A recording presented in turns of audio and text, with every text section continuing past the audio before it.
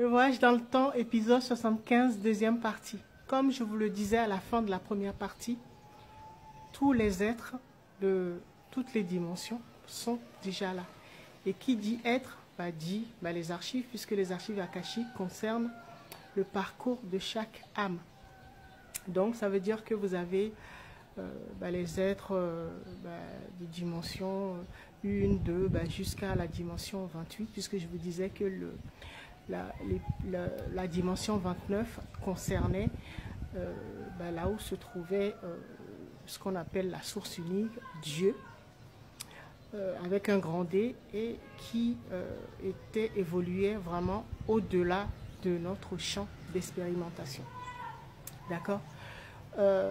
Comment ça fonctionne? Quand nous avons fini d'explorer une dimension, par exemple, nous évoluons dans la 3D, dans la troisième dimension, et donc, ça veut dire que nous avons fini d'explorer la dimension 1 et la dimension 2, parce que dès que vous finissez d'explorer une dimension, vous passez à l'étape suivante, d'accord? Et donc, ça veut dire que dès que nous évoluons dans un autre niveau ou une autre dimension, nous déclassifions les archives des dimensions ou des niveaux que nous avons déjà explorés. D'accord?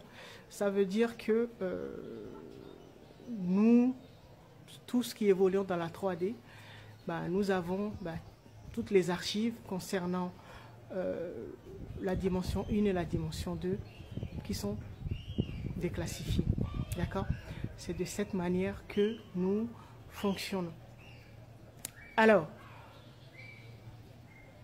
ce qui est étonnant, c'est que les êtres, comme tous les êtres sont là, de tous les espaces-temps, de toutes les dimensions, les planètes, la Terre, on peut dire que c'est l'univers en miniature, d'accord?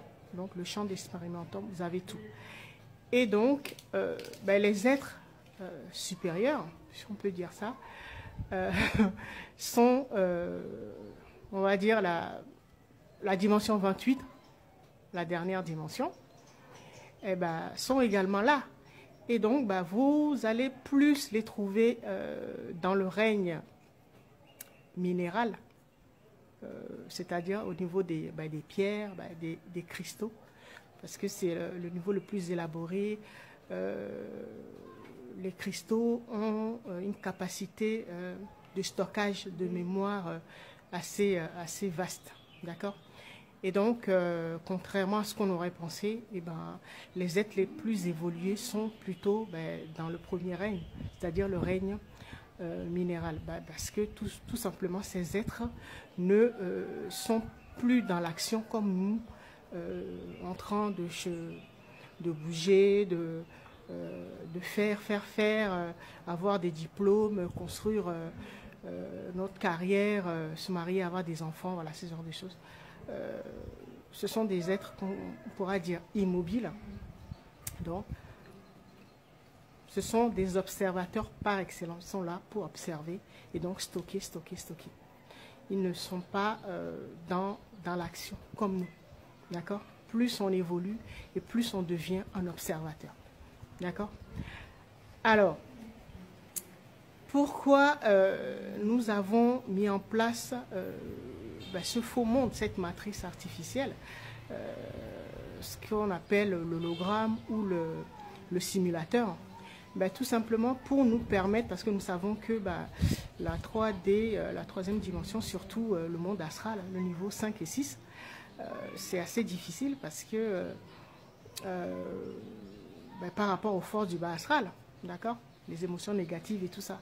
Et donc, nous avons mis ce simulateur en place pour nous permettre de nous former à la dure réalité de la 3D, d'accord, surtout au niveau astral, d'accord. C'est pour ça que nous avons mis en place ce simulateur.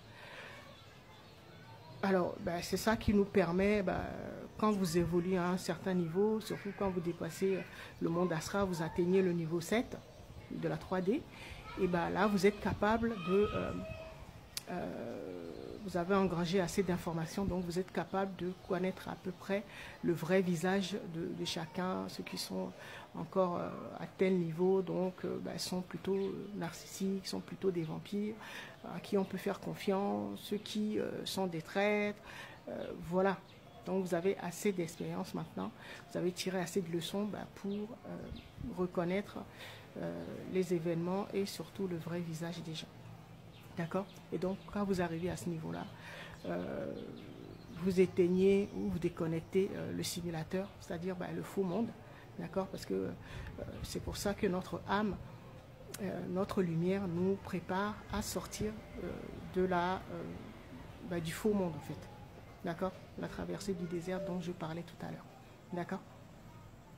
Alors, quand nous avons fini de faire ça, et tout simplement, nous pouvons avancer et notre ordinateur quantique est en place et tous les outils dont nous avons besoin pour continuer notre aventure, notre évolution se met en place et nous pouvons vraiment nous connecter à tous les êtres, que ce soit les minéraux, les êtres les plus évolués parmi nous, parce que allez-y communiquer avec une pierre, avec un cristal. C'est assez difficile si vous n'avez pas développé un niveau d'empathie assez élevé. Vous pouvez pas, si votre ordinateur quantique n'est pas à place, ce ne sera pas possible. D'accord?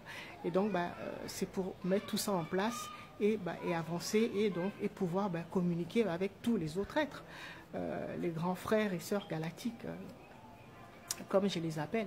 Et donc, qui sont dans les dimensions supérieures, de temps en temps viennent ponctuellement dans notre réalité. Donc c'est ce qu'on appelle les voyageurs dont je vous ai parlé, les voyageurs du temps, d'accord?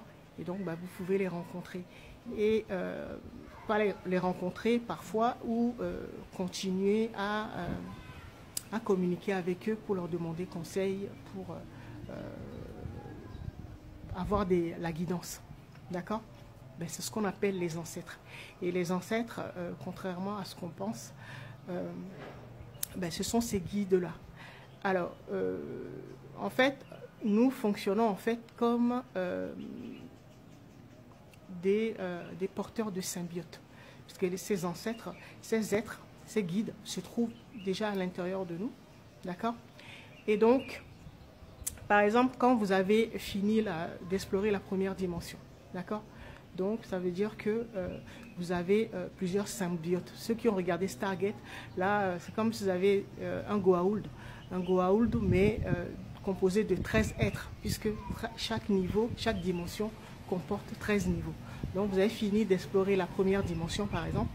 Donc, vous avez activé 13 autres en vous. D'accord? Vous avez fini d'explorer la deuxième dimension, que vous êtes dans la troisième dimension. Vous en avez 13 fois 2, donc ça fait 26. D'accord? Alors, si on prend notre exemple, si vous êtes dans la 3D, comme la plupart d'entre nous, que vous êtes dans le monde astral, c'est-à-dire niveau 5, alors 5 plus 26, là, vous en avez 31. Vous avez activé plusieurs symbiotes, plusieurs hôtes, plusieurs mémoires, plusieurs archives en vous. D'accord? Ce sont 31 Goa'uld dans vous. D'accord? Et quand vous passez au niveau 7 de la 3D, donc c'est là où vous atteignez 33 guides ou 33 hôtes ou 33 Goa'uld en vous. Et donc, en fait, c'est eux qui nous permettent de pouvoir activer nos capacités, voilà, tout cela. D'accord? Et contrairement à ce qu'on passe, moi par exemple actuellement, mon hôte, celui qui me guide actuellement, parce que dès que vous arrivez, par exemple vous arrivez au niveau 32, et c'est le 32e que vous avez activé, c'est lui qui prend la tête. D'accord? Et moi celui qui m'inspire actuellement, qui me guide, c'est un Pakistanais. Vous voyez, je suis d'origine africaine. Pour vous dire qu'en fait, tout cela, quand on parle d'ancêtres, nous sommes des êtres galactiques. Ça ne se limite pas au niveau de la tribu, de la couleur de peau, du pays, tout ça. Vous voyez, c'est plus vaste que cela. Et c'est ça